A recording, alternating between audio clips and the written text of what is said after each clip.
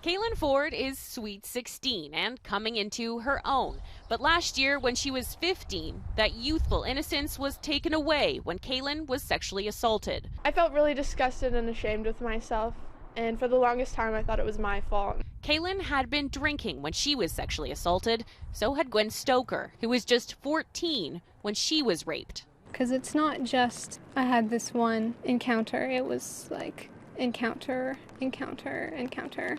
For Gwen, it took 2 whole years to fully understand just what had happened to her. And it's Law 12, and we're learning about, all your usual criminal code stuff.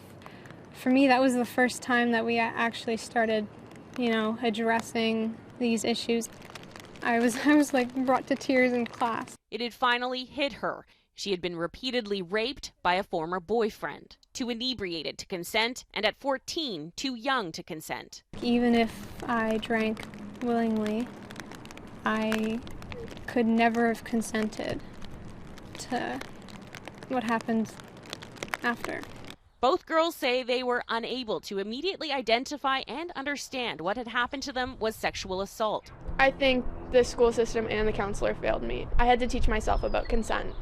And advocates say the lack of sexualized violence education is a major driver of rape culture. The no is not just necessarily no, it's I don't know.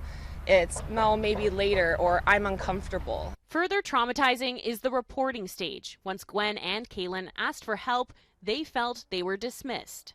It takes a lot of strength to go in the first place. When I approached them like with all the strength that I could muster.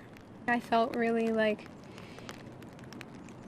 I was a burden to them. The lack of knowledge, proper resources, and support made both girls question their experience and prevented them from taking things further.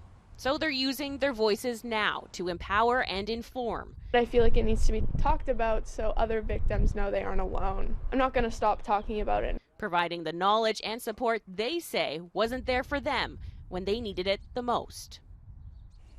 Oh, that is powerful stuff. Kori Sidaway, a reporter on this story, joins us now in studio. So, Kori, this is a very, very big, important story, and this is just part 1 in your series. So what can we expect to hear from you tomorrow?